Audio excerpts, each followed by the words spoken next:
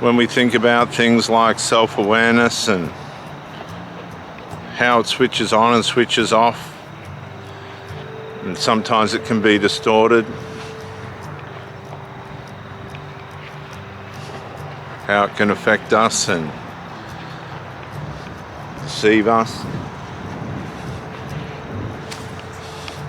Get out of it! And bring us harm.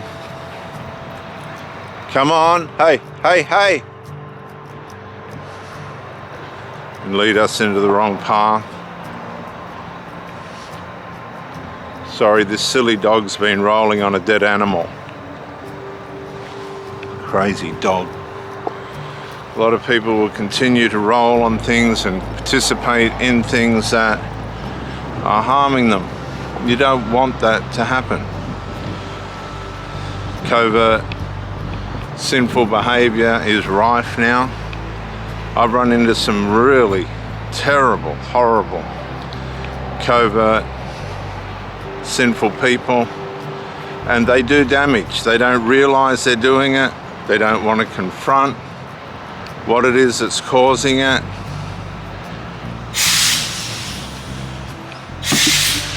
And therefore they'll run you down, right down, into the ground if you let them. When you come along and try and confront the issue with these people, they get upset. They look for somebody else who they can confide in, because you're just being used. They're only going to go along with you while you put up with it. And if you're prepared to put up with it, they'll keep coming. And they'll keep coming till you say stop. Come on. And unless you say stop, no, I'm not doing this anymore. I've had enough of this. I've spoken to you about it. I've asked you to resolve it. I need you to help me to get this life of ours in order, or I'm going to leave. That's when you'll see who's who. That's when you'll see how much this person cares about you. That's when you're going to see who really cares and who doesn't. That's how this works. Right, he's up with the dead animal again. You'll see him up there. Get out of it! Get out of it! Come on.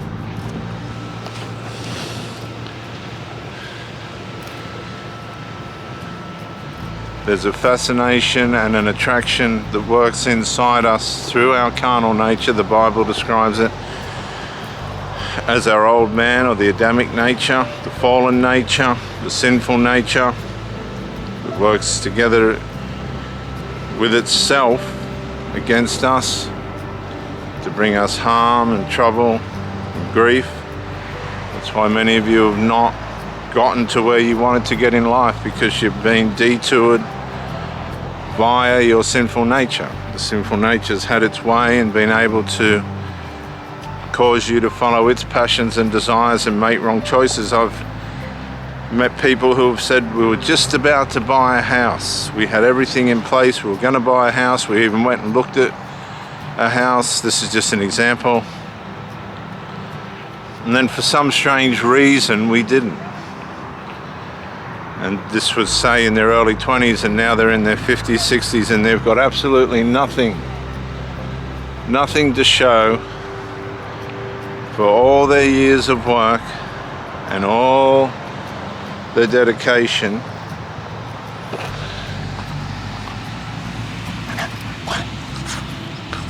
to trying to make money, to make a life for themselves.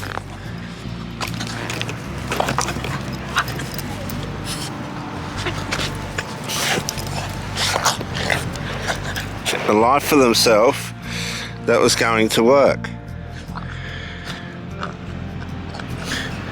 They couldn't do it.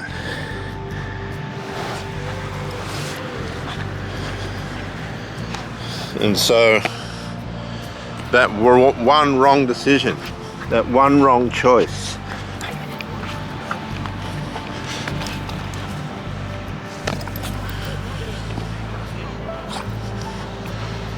That one wrong thing that they neglected changed the whole destination of their life. They had everything set up, everything ready to go, they were in love, they chose the pathway of least resistance, and they never ever recovered from that. They surrendered to the passions and desires of careless sex, wickedness, drugs, alcohol, and other means of which at that time, because they were living in the moment, deceived them and was consequential to the rest of their life. And we're all guilty of this. We've all done this at some point with lesser degrees or more degrees of consequence.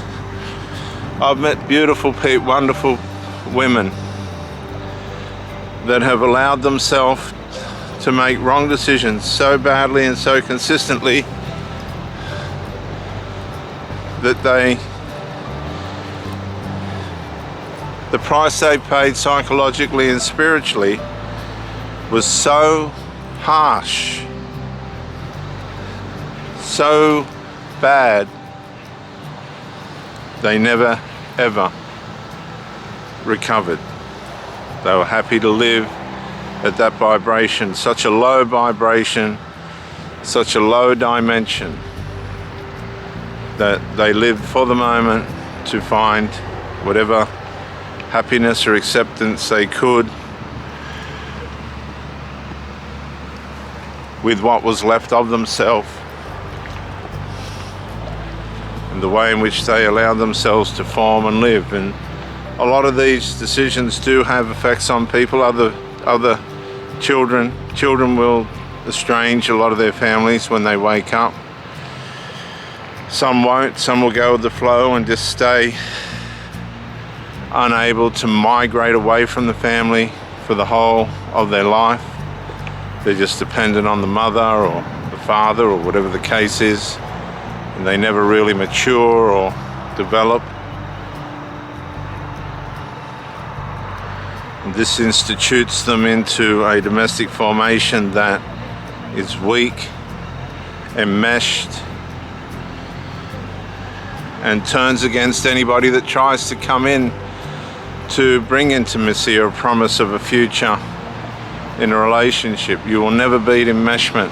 You must understand that enmeshment within a family is one of the most toxic, diabolical forms of evil that you could come up against, because it's not going to allow you to integrate. It'll integrate you only on the terms of the need that person has for you at that moment. Once that need's met, they are off again, back to the enmeshment. You have to understand that the carnal nature wants to do everything it can to twist everything up and ruin everything in a way in which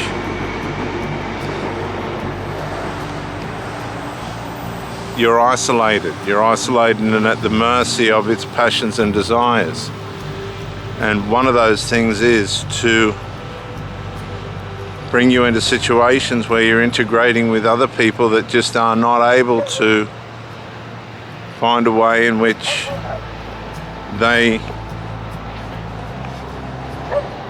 can resolve the issues that they need, the small issues that they need to